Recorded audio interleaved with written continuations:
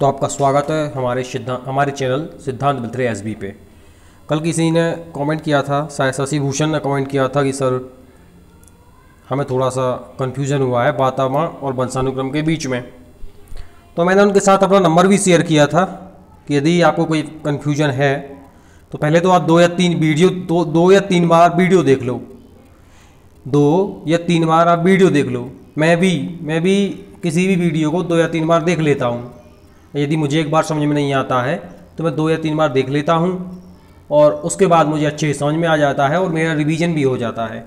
उसके बाद यदि तुम्हें समझ में नहीं आया है तो मैंने उनके साथ नंबर भी शेयर किया था कि यदि वो चाहे तो हमसे पर्सनली पूछ सकते हैं और अपना डाउट क्लियर कर सकते हैं। इसके बाद कल इसके 3 पार्ट हुए हैं। वंशानुक्रम और वातावरण ये टॉपिक है, इसके 3 पार्ट हुए हैं। पहले पार्ट में हमने वंशानुक्रम को समझाया था, दूसरे पार्ट में हमने वातावरण को समझाया था और अब जो पार्ट है ये वंशानुक्रम और वातावरण दोनों को समझाएगा और यही हमें समझना है और यही हमारे एग्ज़ाम में आता है। तो आज हम शुरू करेंगे कि वंशानुक्रम और वातावरण दोनों में आपस में क्या संबंध है, relation of heredity and environment. तो बेसिकली पहले मैं आपको 2-5 मिनट पूरी एक समझा देता हूँ, 2-5 मिनट संक्षिप्त में कि वंशानुक्रम और वातावरण क्या है। मैंने पिछले 2 वीडियो इसी पे बनाए हैं 30-30 मिनट के, जिसमें मैंने समझाया है। आज फिर से मैं समझाता हूँ आपको, क्योंकि सिर्फ 2 चीज़ें ही हैं, एक वंशानुक्रम एक वातावरण। इनका आप कॉन्सेप्ट एक बार समझ लीजिए और बस इसी के इर्द गिर्द सारी चीज़ें घूम रही हैं। इसी को घुमा घुमा के प्रश्न पूछे जाएंगे, इसलिए आप 2 चीज़ें बस समझ लीजिए कि वंशानुक्रम जो है, हेरिडिटी जो है, हेरिडिटी यानी कि वंशानुक्रम हमें अपने माता पिता से, हमें अपने पूर्वजों से, दादा दादी, नाना नानी से जो गुण मिलते हैं, हमें जो विशेषताएं उनसे हमें मिलती हैं जन्म से ही। जब हमारा जन्म होता है तो हमें उनसे जो विशेषताएं मिलती हैं वो वंशानुक्रम कहलाता है। मानसिक विशेषताएं, शारीरिक विशेषताएं और भी जो अदर क्वालिटीज़ जो हमें अपने माता पिता से मिलती है जन्म के समय, तो वो वंशानुक्रम होता है। और वातावरण क्या होता है? वातावरण ये होता है कि जन्म के बाद हम किस स्कूल में पढ़े, कैसे हमने शिक्षा ग्रहण की, किस विद्यालय, किस ग्राउंड में हम खेलने गए, हमारे आसपास के लोग कैसे हैं, हमारा समाज कैसा, हमारे समाज का वातावरण कैसा है, हमारा परिवार कैसा है, हमारे परिवार की स्थिति कैसी है समाज में, ये सारी चीज़ें जो है ये वातावरण है। तो वंशानुक्रम हमें हमारे माता पिता से प्राप्त लक्षण, हमें हमारे माता पिता से प्राप्त गुण, ये वंशानुक्रम है जो हमें जन्म से प्राप्त हुआ, सबको प्राप्त हुआ। यदि माता प्रतिभाशाली है तो बच्चा प्रतिभाशाली हुआ। क्यों हुआ? क्योंकि उसके माता पिता हैं। तो ये जो गुण है प्रतिभाशाली का, उसको अपने जन्म से ही माता पिता से प्राप्त हुआ, अपने पूर्वजों से प्राप्त हुआ। तो ये वंशानुक्रम है। और वातावरण कि जन्म के बाद उसको किस समाज में रखा गया, किस परिवार में रखा गया, परिवार की स्थिति क्या है, कैसे विद्यालय में वो पढ़ा, तो ये वातावरण है। तो वंशानुक्रम और वातावरण ये 2 कॉन्सेप्ट हैं, इन्हीं से प्रश्न पूछे जाते हैं। और वंशानुक्रम के बारे में आपको कल बता चुका था पहले पार्ट में। सेकंड पार्ट में मैंने तुम्हें बताया था वातावरण। आज ये लास्ट पार्ट है, तीसरा पार्ट। इसमें मैं वंशानुक्रम और वातावरण दोनों का आपस में संबंध क्या है इसको बताऊंगा। और इसी संबंध से बालक का विकास होता है। वंशानुक्रम और वातावरण दोनों का जब संबंध होता है, आपस में रिलेशन होता है, इससे ही बालक का विकास होता है। तो ना सिर्फ यदि हम वंशानुक्रम की बात करें तो सिर्फ वंशानुक्रम बच्चे का विकास नहीं कर सकता कि बच्चा बच्चे को माता पिता से अच्छी बुद्धि मिली तो सिर्फ उससे बच्चे का विकास हो जाए, तो हम ये नहीं कह सकते कि उसका विकास हो जाएगा, क्योंकि उसको अच्छा वातावरण मिलना भी जरूरी है। या हम ये भी नहीं कह सकते कि सिर्फ अच्छा वातावरण दे दो तो बच्चे का विकास हो जाएगा। नहीं, दोनों का आपस में संबंध होना चाहिए अच्छे से। अच्छा वातावरण भी मिलना चाहिए, अच्छा वंशानुक्रम भी मिलना चाहिए। जब दोनों मिलेंगे, जब दोनों आपस में कनेक्टेड हो जाएंगे, जब दोनों में आपस में रिलेशन अच्छा हो जाएगा, तब जाके बच्चे का विकास होगा। मतलब बच्चे जन्म से अच्छा भी होना चाहिए और वातावरण भी जन्म के बाद अच्छा दिया जाना चाहिए। जब ये दोनों प्रक्रियाएं हो जाएंगी आपस में अंतर संबंधित, तब जाके बच्चे का विकास होगा।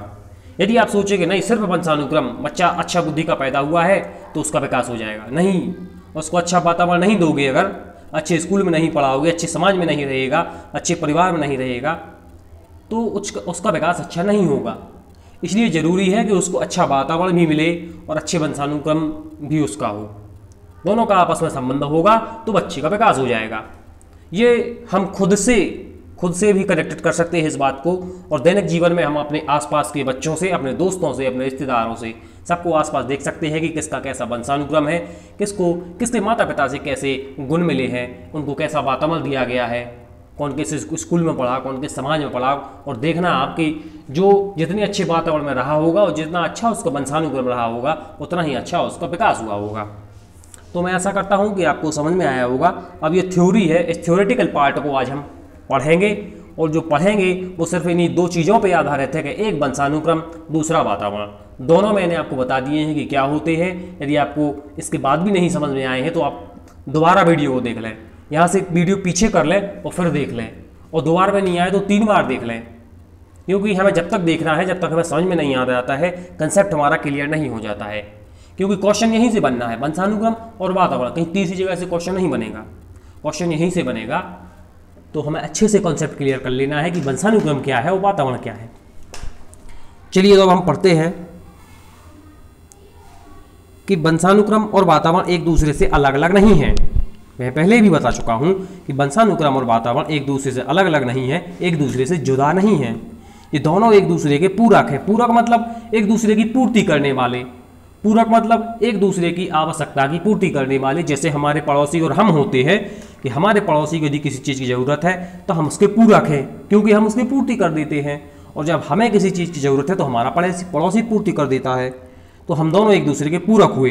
तो इसी प्रकार वंशानुक्रम और वातावरण, हेरिडिटी और एनवायरनमेंट एक दूसरे के पूरक हैं, कॉम्प्लीमेंट्री।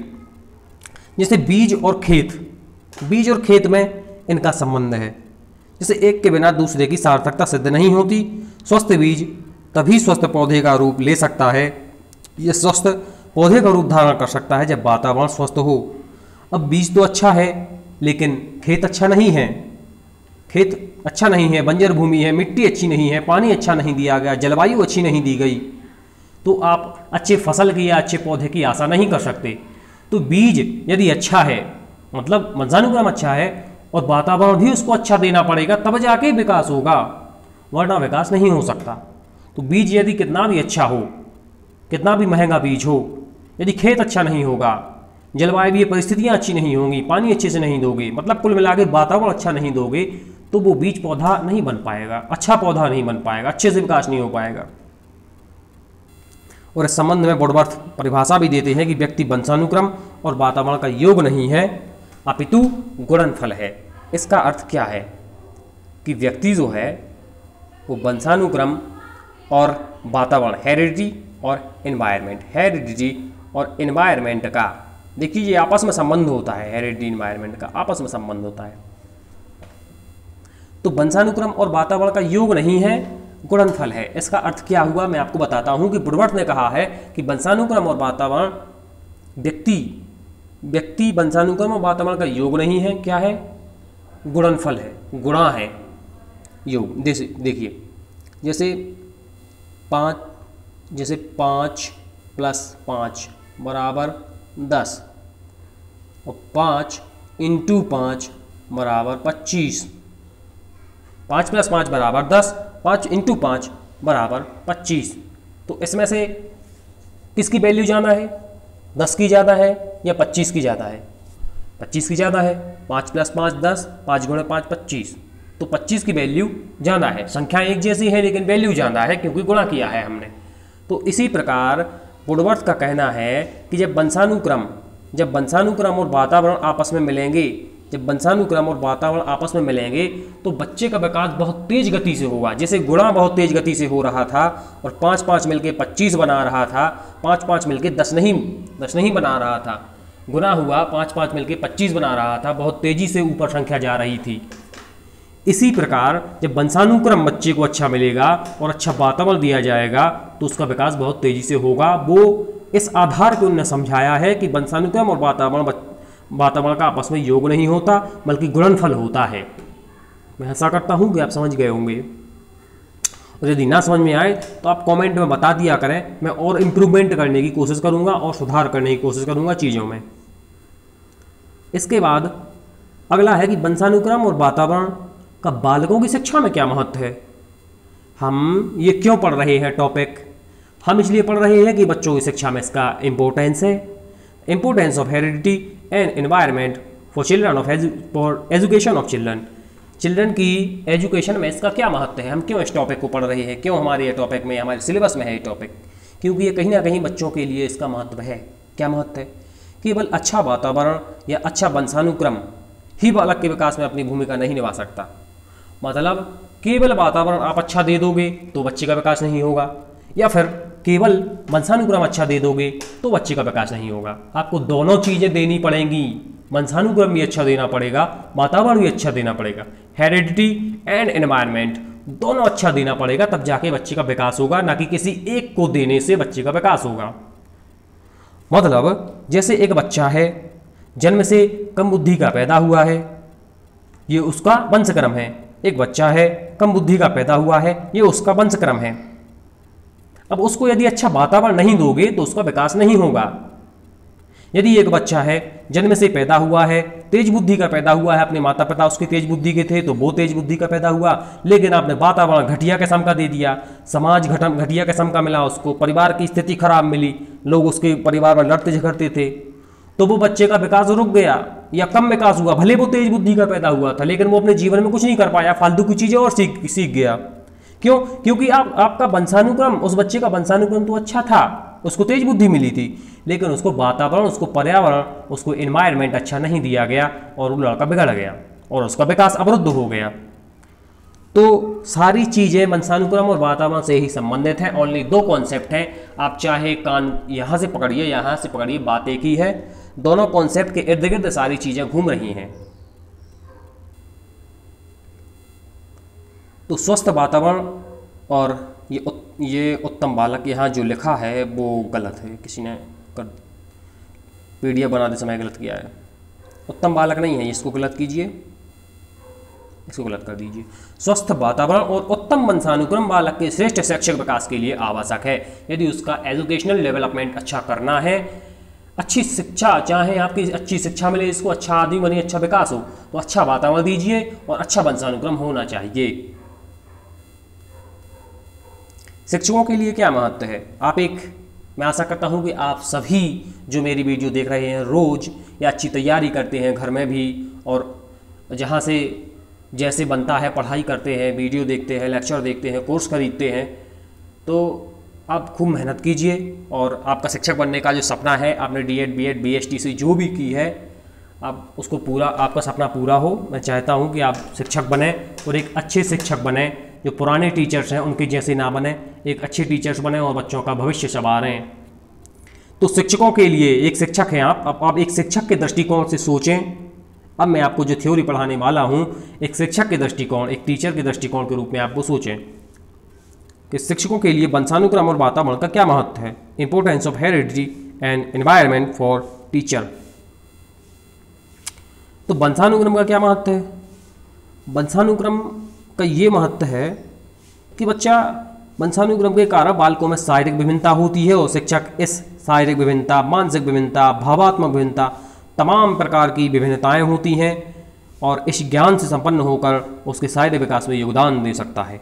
शिक्षक को पता है कि दो बच्चे स्कूल में आते हैं, एक बच्चे का शरीर कमज़ोर है, एक बच्चे का शरीर मजबूत है।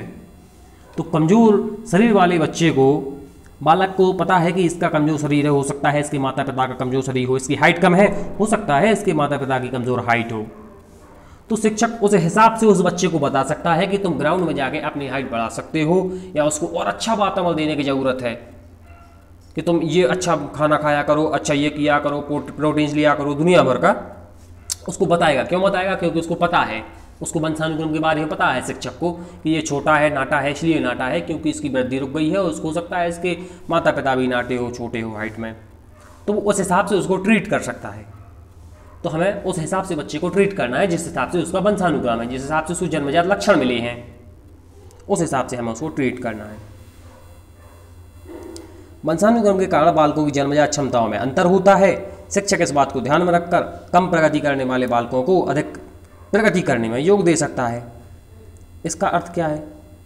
इसका अर्थ ये है कि वंशानुक्रम के कारण बालकों में जो क्षमताएं हैं किसी किसी बालक, जैसे मेरे में एक, मैं अपना उदाहरण देके बताता हूँ, वंशानुक्रम के कारण बालकों की क्षमताओं में अंतर होता है। जैसे मेरी एक जन्मजात क्षमता है कि मुझे पढ़ने में और पढ़ाने में दोनों में मज़ा आता है। ना तो मुझसे बहुत अच्छा डांस बनता है, ना मैं बहुत अच्छा विराट कोहली के जैसा क्रिकेट खेलता हूँ, ना मैं रोनाल्डो के जैसे फुटबॉल खेलता हूँ, ना मैं बहुत अच्छा गाना गाता हूँ। मेरे में और अदर कोई क्वालिटीज़ इतनी अच्छी नहीं है, लेकिन मेरे में एक क्वालिटी अच्छी है कि मैं बहुत पढ़ लेता हूँ। मैं यदि पढ़ने बैठूँ तो 12 घंटा भी पढ़ लेता हूँ, और पढ़ाने पे भी आ जाऊँ तो 8-10 घंटे की क्लास भी ले सकता हूँ। तो ये मेरी जन्मजात क्वालिटी है, जन्मजात क्षमता है मेरी। आपकी क्षमता कुछ और होगी। आप मेरा वीडियो देख रहे हैं, आपकी क्षमता कुछ और होगी, आपके भाई की क्षमता कुछ और होगी, आपके रिश्तेदार की क्षमता कुछ और होगी, आपके टीचर की क्षमता कुछ और है। तो ये जो क्षमताएं हैं, इन क्षमताओं को शिक्षक ध्यान में रखकर कि यार इस बच्चे को ऐसा पढ़ाना है, इसकी ये क्षमता है, या किसी की कम क्षमता है, तो शिक्षक समझ जाएगा कि इसकी कम क्षमता है, इसको ऐसे ऐसे पढ़ा के इसकी क्षमता बढ़ा सकते हैं और इसका विकास कर सकते हैं। और अगला है कि बालक और बालिकाओं में लिंगीय भेद वंशानुक्रम के कारण होता है। जेंडर के आधार पर जो भेद होता है, जो अंतर होता है, लिंग के आधार पर जो अंतर होता है वो जन्म से ही होता है। लड़कियां लड़कों की अपेक्षा शारीरिक बनावट में, भावात्मक रूप से थोड़ी सी अलग होती हैं, थोड़ी सी अलग समझ में आती हैं। लड़के थोड़े से अलग समझ में आते हैं, लड़कियां थोड़ी सी अलग समझ में आती हैं जन्म से ही। तो ये वंशानुक्रम को भी डिनोट करता है कि वंशानुक्रम के कारण ही होती हैं ये चीज़ें। वातावरण तो होता नहीं है, वंशानुक्रम के कारण ही ये कुछ चीज़ें होती हैं कि बच्ची का, जो लड़की है उसका शारीरिक बनावट कुछ और होगी, उसमें भावात्मकता थोड़ी अलग होगी बालक की अपेक्षा, और बालक की शारीरिक बनावट भी लड़की की अपेक्षा थोड़ी अलग होगी, बालिका की अपेक्षा थोड़ी अलग होगी। तो बालक और बालिकाओं में लिंगीय भेद किसके कारण होता है, वंशानुक्रम या वातावरण? तो आपका आंसर होगा वंशानुक्रम के कारण।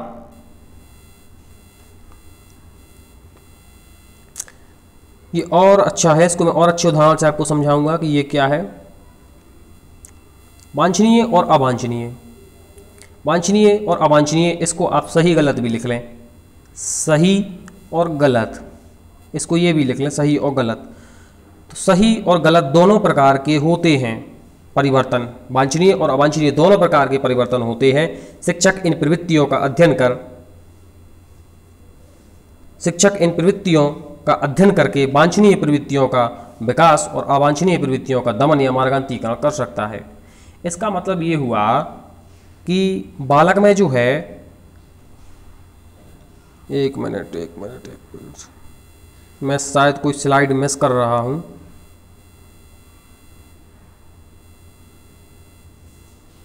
कोई स्लाइड मिस हो रही मुझसे।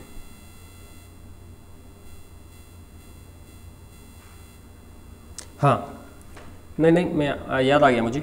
ये जो है, इसका कहने का मतलब ये है कि वांछनीय और अवांछनीय दोनों प्रकार के परिवर्तन होते हैं, दोनों प्रकार की प्रवृत्तियां बच्चों में होती हैं। मतलब सही भी प्रवृत्ति होती है, गलत भी होती है। क्या होता है कि कभी बच्चों में जन्मजात कोई बच्चा पता चला जन्मजात झूठी बोलना सीखता है जन्म से ही। जन्म हुआ उसका, उसके बाद माता पिता शायद उसके झूठ बोलते हो, या माता पिता में कोई ऐसी क्वालिटीज़ हो, या बदमाश हो माता पिता, तो उसके बच्चे भी पता चला बदमाश निकले। या कोई बच्चा या कोई माता पिता बहुत अच्छा है, ईमानदार है, चरित्र उसका अच्छा है और बहुत सारी क्वालिटीज़ हैं उसमें, तो बच्चे में जन्म से ही ये क्वालिटी आ गई। आपने देखा होगा ऐसे, या आप देखना अपने समाज के आसपास के बच्चों को कि कोई माता पिता, किसी के माता पिता अच्छे हैं तो उनकी अच्छाई जन्म से ही उस बच्चे में हो, और वो बच्चा भी अच्छा है और दूसरों की हेल्प करता है, दूसरों की मदद करता है, दूसरों का सहयोग करता है। और कुछ बच्चे आपने ऐसे देखे होंगे कि जो जन्म से ही कुटिल बुद्धि के हैं। क्यों है? क्योंकि उनके माता पिता भी उस बुद्धि के रहे हैं।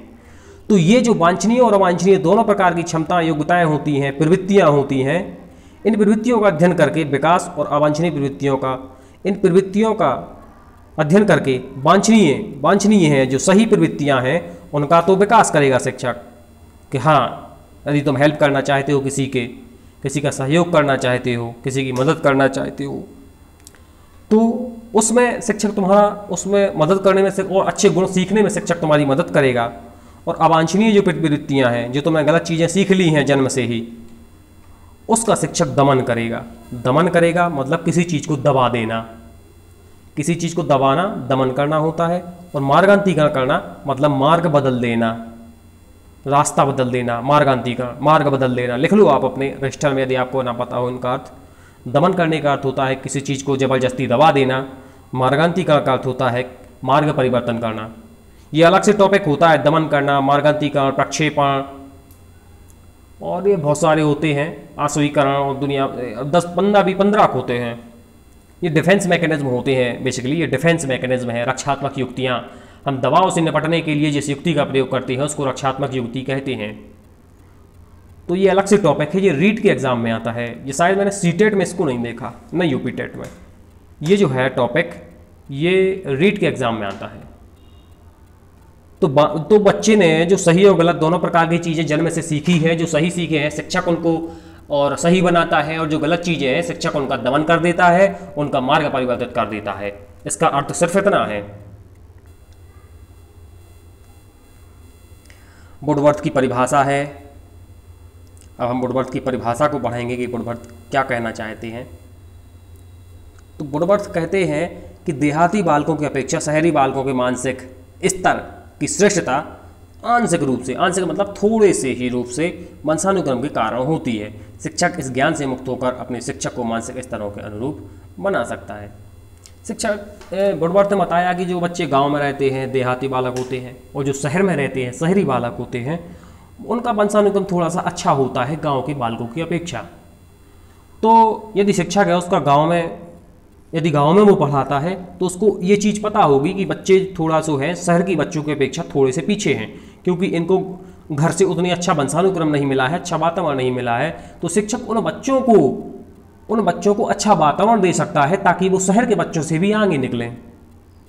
भले उनका वंशानुक्रम उन्हें थोड़ा सा कम मिला है अपने घर से, लेकिन अच्छा वातावरण दे करके उनको अच्छा बनाया जा सकता है, शहरों के बालकों से भी अच्छा बनाया जा सकता है। जैसे नवोदय विद्यालय में मैंने देखा है कि 75% जो बच्चे हैं वो ग्रामीण इलाकों से लिए जाते हैं, देहातों से लिए जाते हैं, और फिर उनको 6ठी से 12वीं तक वहाँ पे वो रहते हैं, हॉस्टल में वहीं पे पढ़ते हैं, और अच्छे शिक्षकों के मार्गदर्शन में उनको एक अच्छा नागरिक बनाया जाता है। सबसे ज़्यादा डॉक्टर, इंजीनियर वहीं से निकलते हैं, क्योंकि उन्हें बहुत अच्छा वातावरण दिया जाता है, भले वो देहात के या गाँव के बच्चे हैं।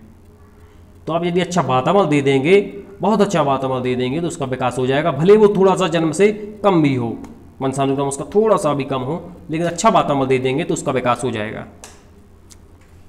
तो वंशानुक्रम के कारण बालकों की सीखने की योग्यता में भी अंतर होता है। कोई भैया जल्दी सीख लेता है, शिक्षक ने गणित का टॉपिक पढ़ाया, किसी ने जल्दी सीख लिया, किसी ने लेट सीखा, तो शिक्षक को पता है कि भाई ये सब चीज़ें वंशानुक्रम के कारण हैं। उसकी बुद्धि थोड़ी सी तेज है तो उसने बहुत जल्दी चीज़ें कैच कर ली। किसी की बुद्धि थोड़ी सी कमज़ोर है, सामान्य बुद्धि का है, तो उसको 2 या 3 या 4 बार में बताने में समझ में आई, किसी को 1 बार में बात बताने में समझ में आ गई।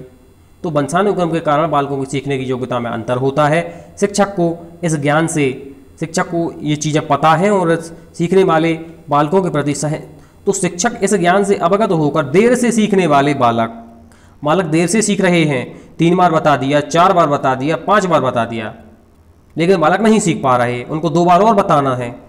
तो देर से सीखने वाले बालकों के प्रति शिक्षक सहनशील रहेगा कि हाँ भाई, अगर तुम 2 बार, 4 बार, 8 बार, 10 बार, जितने बार भी पूछोगे मैं तुम्हें उतने बार बताऊंगा, और तुम जब तक सीखोगे नहीं तब तक मैं तुम्हें बताऊंगा और मैं तुम्हें सिखा के रहूँगा।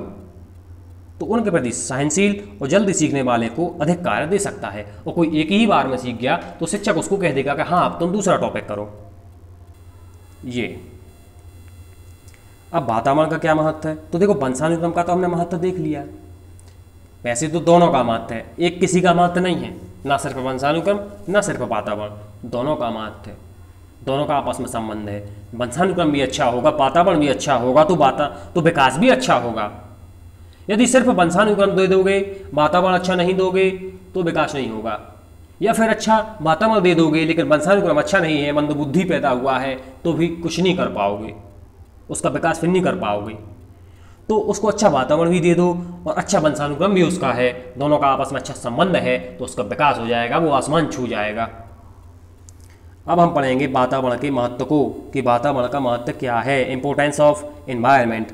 बालक अपने परिवार, पड़ोस, मोहल्ले, अपनी कॉलोनी, अपने खेल के मैदान में अपना पर्याप्त समय व्यतीत करता है और इससे प्रभावित भी होता है। शिक्षक इन स्थानों के वातावरण को ध्यान में रखकर ही बालक का उचित मार्गदर्शन करता है। बालक किस परिवार में पैदा हुआ है, उसके परिवार का माहौल कैसा है, उसके परिवार में कैसी शब्दावली का प्रयोग होता है, कोई गाली गलौज करता है, लड़ाई झड़ाई करता है, कैसा वातावरण उसको दिया जाता है बच्चे को, उसके परिवार के वातावरण को शिक्षक देखेगा। वो उसके पड़ोसी कैसे हैं, उसके समाज के लोग कैसे हैं, शिक्षक इसको भी देखेगा। इसके बाद वो किस मोहल्ले में रहता है, किस कॉलोनी में रहता है, उस कॉलोनी में कौन से कार्य चलते हैं, क्या एक्टिविटीज़ होती हैं, शिक्षक उनको देखेगा। किस खेल के मैदान में खेलने जाता है, किन बच्चों के साथ वो खेलता है, उन बच्चों का स्वभाव कैसा है, क्या आपस में लड़ते झगड़ते तो नहीं है, आक्रामक स्वभाव के तो नहीं है। इन सारी चीज़ों को शिक्षक देखेगा और फिर उस हिसाब से इन बच्चों का मार्गदर्शन करेगा कि अब तुम्हें ये करना चाहिए, तुम्हें ये करना चाहिए, तुम्हें इन चीज़ों में सुधार करना चाहिए, तुम्हें इन चीज़ ये सीखनी चाहिए, या इसको तुम और अच्छा कैसे कर सकते हो। यदि मान लो तुम्हारा वातावरण सब जगह का अच्छा भी है, परिवार का भी अच्छा वातावरण है, पड़ोस का भी अच्छा वातावरण है, मोहल्ले का भी अच्छा वातावरण है, और खेल के मैदान के और दोस्तों का भी अच्छा वातावरण है, तो फिर शिक्षक क्या करेगा, शिक्षक कहेगा कि और अच्छा वातावरण को दिया जाए। और यदि अच्छा वातावरण नहीं है तो वह अच्छा वातावरण को देगा। तो इस प्रकार से बच्चे का मार्गदर्शन करेगा शिक्षक, अच्छा वातावरण देके। तो ये वातावरण का महत्व है।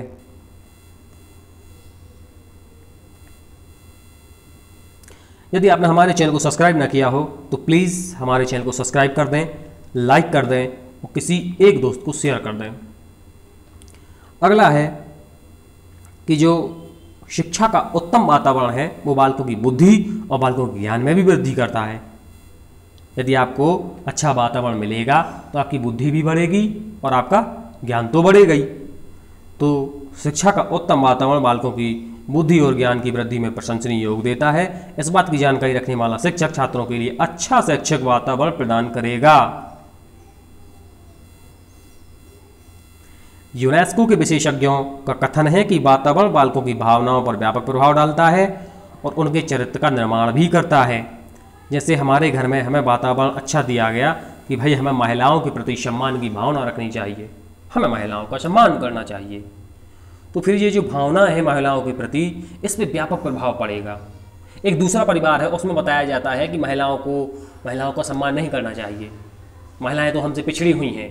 यदि किसी परिवार में ये बताया जाता है कि महिलाओं को सम्मान नहीं करो, ये हमसे पिछड़ी हुई हैं, ये हमसे पीछी हैं क्योंकि ये महिलाएं हैं और हम पुरुष हैं, हम शक्तिशाली हैं, यदि ये बताया जाता है तो बच्चे का चरित्र का निर्माण नहीं होता है, उसका चरित्र वो चरित्रहीन हो जाता है। और जिसमें ये बताया जाता है कि हमें महिलाओं का सम्मान करना चाहिए, तो उस बच्चे का चरित्र महान बनता है और बच्चा भी महान बनता है। तो चरित्र का निर्माण भी होता है यदि अच्छा वातावरण दिया जाएगा तो, और अच्छा वातावरण नहीं दिया जाएगा तो उसका चरित्र का अच्छा निर्माण नहीं होगा, वो चरित्र से अच्छा नहीं बन पाएगा, उसके चारित्र का विकास नहीं होगा। तो ये भी वातावरण पर निर्भर करता है। वातावरण 1 2 3 4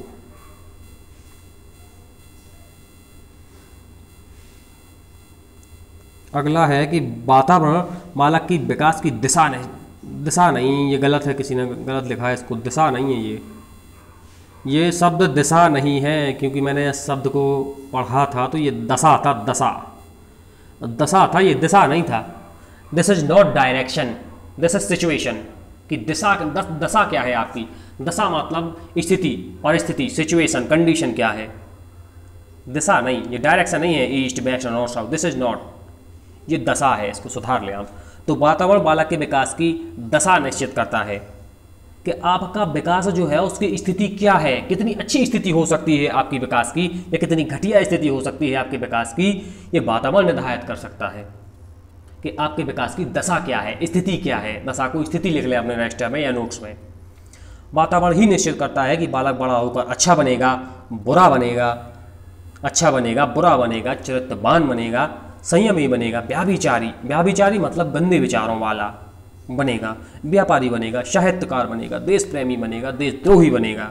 इस तथ्य का मनन करने वाले शिक्षक अपने छात्रों के लिए ऐसे वातावरण का निर्माण कर सकता है। सृजन मतलब नई खोज करना, निर्माण करना।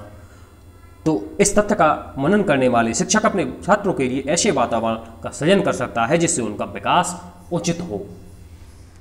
तो this is not direction, this is situation. ये दिशा नहीं है, ये दशा है। शिक्षक के लिए वंशानुक्रम और वातावरण दोनों का ज्ञान अधिक आवश्यक है। इस प्रकार के ज्ञान से संपन्न होकर वह अपने छात्रों को वांछित, यानी कि जो वांछित माने कि जो उचित है, और संतुलित विकास कर सकता है। यही पूरे टॉपिक का सारांश है कि बच्चे के लिए हमें अच्छा वातावरण देना है, अच्छा वंशानुक्रम देना है, अच्छा वातावरण देना है, अच्छा देखिए मैं इनको इंटरकनेक्ट भी करता हूँ। लो ये इंटरकनेक्ट हो गए, वंशानुक्रम और वातावरण। तो शिक्षक के लिए हमें एक बच्चे के लिए अच्छा वातावरण भी देना है, अच्छा वंशानुक्रम भी देना है। ये नहीं करना है कि वो अच्छा उसका वंशानुक्रम है तो उसको वातावरण अच्छा मत दो, उसका विकास प्रभावित हो जाएगा। तो दोनों देना है हमें, वंशानुक्रम भी उसका अच्छा हुआ है और वातावरण भी उसको अच्छा देना है, तब जाके उसका विकास होगा।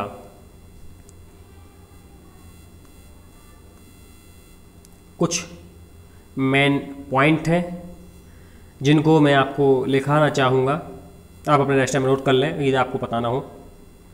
तो वंशानुक्रम और वातावरण एक ही सिक्के के दो पहलू हैं। जैसे एक सिक्के में एक तरफ हेड होता है, एक तरफ टेल होता है एक ही सिक्के में, लेकिन दोनों इंटरकनेक्टेड हैं आपस में।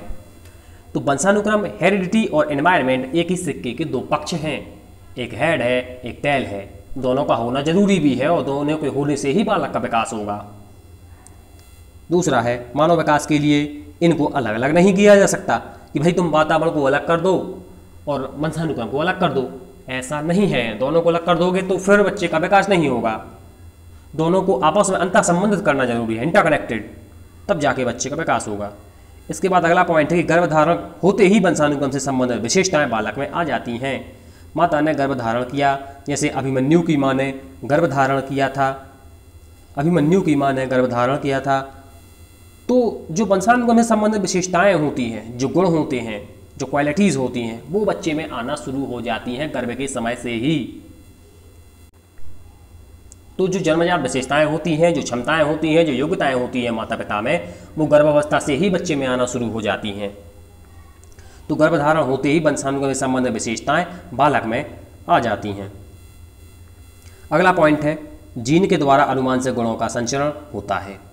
अनुमानसिक गुणों का, जो अनुमानसिक गुण हैं जो पूर्वजों से आपके पिताजी में आए, आपके दादाजी में आए, आप उनसे आप में आए, अब आपसे आगे की पीढ़ी में जाएंगे, ये कैसे जा रहे हैं, इसका ट्रांसफ़र कैसे हो रहा है?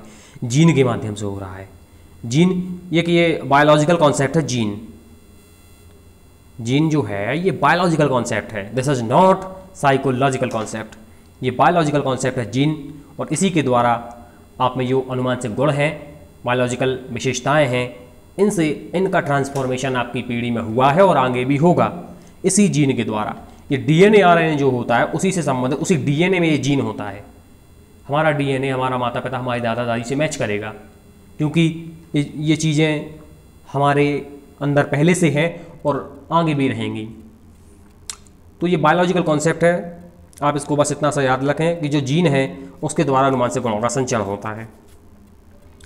अनुमानसिकता को स्थिर सामाजिक संरचना माना जाता है। स्थिर क्यों माना जाता है? मैंने आपको कल बताया था कि स्थिर सामाजिक संरचना स्थिर क्यों माना जाता है। स्टेबल इसलिए माना जाता है कि ये चीज़ स्थिर, जैसे एक ट्रेन है वो जा रही है 200 की स्पीड से, एक बस है वो बस स्टैंड पे रुक गई है तो हम उसको क्या बोलेंगे उस बस को कि ये स्थिर है बस। या मान लो एक बस है वो बहुत तेज़ी से दौड़ते जा रही है, एक मकान है वो रुका हुआ है, वो तो कहीं जा नहीं रहा, तो हम कहेंगे कि ये मकान स्थिर है, मतलब ये गतिशील नहीं है, ये स्थिर है। इसी प्रकार अनुमानसिकता स्थिर है। स्थिर कैसे है कि एक बार आपको अपने जन्म से माता पिता से दादा दादी से जो जन्मजात विशेषताएं जो जैसा वंशानुक्रम आपको मिल गया तो वैसा ही मिलेगा। या प्रतिभाशाली उत्पन्न हो गए, आपकी तेज बुद्धि के पैदा हो गए तो आप तेज बुद्धि के रहेंगे। यदि हाँ आपकी अच्छा वातावरण देके आपकी थोड़ी बहुत बुद्धि बढ़ाई जा सकती है, लेकिन आपका ये नहीं हो सकता कि आपको गलत वातावरण मिल गया तो आपकी बुद्धि कम हो गई, ये नहीं होगा। तो अनुमानसिकता जो मिल गई सो मिल गई, उसमें थोड़ा बहुत संशोधन हो सकता है लेकिन पूर्णतः उसमें परिवर्तन नहीं किया जा सकता। इसके बाद हमारी आंखों का रंग जो है ये वंशानुक्रम से संबंधित है। होते हैं कुछ बच्चे, मैंने देखा है अपने आसपास के वातावरण में कि कुछ बच्चों की आंखों का रंग थोड़ा अजीब होता है, पुतलियों का रंग, रेटिना का रंग थोड़ा सा चेंज होता है क्योंकि उनके माता पिता का रंग भी वैसा है आंखों का। तो आंखों का रंग जो है ये मुख्य रूप से वंशानुक्रम से संबंधित है। और ये अगला है कि सामान्य पुरुष में XY गुणसूत्र होते हैं, ये यूपी टेट में पूछा है शायद क्वेश्चन। सामान्य पुरुष में XY गुणसूत्र, माताजी में XX और सामान्य पुरुष में XY XX। इसके बाद लास्ट कॉन्सेप्ट है और इससे संबंधित एक मैंने उदाहरण अपने कॉलोनी में भी देखा है कि बालक में अपराधी प्रवृत्ति विकसित होने के लिए बालक में अपराधी प्रवृत्ति के विकसित होने का मुख्य कारण क्या है? बालक अपराध की ओर बढ़ने लगा, छोटा बालक है, उसमें अपराधी प्रवृत्ति विकसित होने लगी। क्यों होने लगी? क्योंकि उसके परिवार का वातावरण जिम्मेदार है। मुख्य रूप से उसके परिवार में लड़ाई झगड़े होते होंगे, उसके परिवार में झूठ बोलना सिखाया जाता होगा, उसके परिवार के लोग झूठ बोलते होंगे, उसके परिवार के लोग एक दूसरे का सम्मान नहीं करते होंगे, एक दूसरे की बात नहीं मानते होंगे, एक दूसरे से लड़ते झगड़ते होंगे, उस परिवार में कोई चीज़ व्यवस्थित नहीं होगी। इसलिए उस बच्चे ने अपने परिवार से ये चीज़ें सीखी हैं, अपने बड़ों को ये करते देखा है और इसलिए उसमें अपराधी प्रवृत्ति विकसित हो गई। तो बच्चे, तो आप देखें कि कोई बालक अपराधी है, किसी की बात नहीं मानता, छोटा बालक है, कक्षा 4 में पढ़ता है, वो अपने टीचर को जवाब दे देता है, अपने साथ वाले पढ़ने वाले बच्चे को बॉटल उसके सिर में मार देता है। तो हमें पता लगाना है कि हमें पता चल जाएगा, क्योंकि हमने मनोविज्ञान पढ़ा है एक शिक्षक के रूप में, तो हमें पता लगेगा कि ये जो बच्चा अपराधी है तो इसके घर का वातावरण अच्छा नहीं है, इसलिए यह बच्चा अपराधी है। और हम कहते हैं कि जब आप कोई क्रिया करते हैं या आप कोई फालतू का काम करते हैं तो इससे पता चलता है कि आपके घर का व्यवहार कैसा है। तो यही शिक्षक को मदद करता है अपराधी बालक के संबंध में कि यार इसके घर का वातावरण अच्छा नहीं है, तब ये ऐसा कर रहा है। तो आज हमने क्वेश्चन नहीं लिए हैं क्योंकि आज लास्ट था, यहाँ से क्वेश्चन बनते हैं एग्जाम में वंशानुक्रम वातावरण के संबंध से, तो बस इससे बाहर नहीं होते क्वेश्चन। एक बार चीज़ें समझ लो, वंशानुक्रम क्या है, वातावरण क्या है। 3 वीडियो हो चुके हैं, हो सकता है मैं बार बार यही चीज़ कहता हूँ कि चीज़ें यहाँ से बाहर नहीं होंगी, यहीं से आएंगी। लेकिन आप यदि 3-3, 4-4 बार वीडियो देख लेंगे तो ये मान के चलोगे आपको ये चीज़ें कंठस्थ हो जाएंगी, पूर्णतः याद हो जाएंगी, मतलब एक प्रकार का कंसेप्ट पूरा क्लियर हो जाएगा आपका, क्योंकि रिवीजन करने से चीज़ें हमें याद हो जाती हैं। मैंने भी रिवीजन किया है बहुत। जैसे मैंने एक वीडियो देखा और मुझे नहीं याद हुआ तो मैंने उसको 4 से 5 बार देखा, भले मैंने उसको 1 महीने में देखा 4 से 5 बार, लगातार नहीं, 1 महीने में देखा 4 से 5 बार, लेकिन मैंने देखा और ज़्यादा ज़रूरत पड़ी देखने की तो ज़्यादा देखा मैंने, उसको लिख लिख के देखा मैंने और चीज़ें मुझे याद हो गई, मेरा कंसेप्ट क्लियर हो गया, अब मेरा क्वेश्चन गलत नहीं होने वाला। तो आप ये चीज़ें याद कर लीजिए, बार बार वीडियो को देख लीजिए, एक बार समझ में ना आया 2 बार देख लीजिए, व्यवस्थित रोज़ देखिए, रोज़ पढ़िए, रोज़ पढ़ने से ही आप पास होंगे। तो आप रोज़ पढ़िए, रोज़ मेहनत करिए, खूब मेहनत करिए। 3 महीने हैं आपके पास, यदि आप खूब मेहनत करेंगे, 5-6 घंटे रोज़ पढ़ेंगे, जो ज़्यादा पढ़ सकता है वो ज़्यादा पढ़े, कोई प्रॉब्लम नहीं है, पढ़ने से थोड़े नुकसान होता है, लेकिन 5 से 6 घंटा तो पढ़ना ही है और साथ में हमें लेक्चर भी अटेंड करना है। और आपकी बाकी क्लासें धीरे धीरे शुरू हो जाएंगी, आप धैर्य रखिए, प्लीज़ कीप पेशेंस, आप धीरज रखिए, आपकी क्लासेस शुरू हो जाएंगी जल्द ही 2-3 दिन में। बाकी अभी मैं बहुत टाइम से बिजी हूँ, लेकिन कुछ दिन में मैं फ्री होने वाला हूँ 25 के बाद। उसके बाद आपका धमाका होगा क्लासों का, 3-3, 4-4 क्लासें आपकी रोज आएंगी। जो भी आपके डाउट सारे क्लियर कर लिए जाएंगे और लक्ष्य 120 को आसानी से प्राप्त कर लिया जाएगा।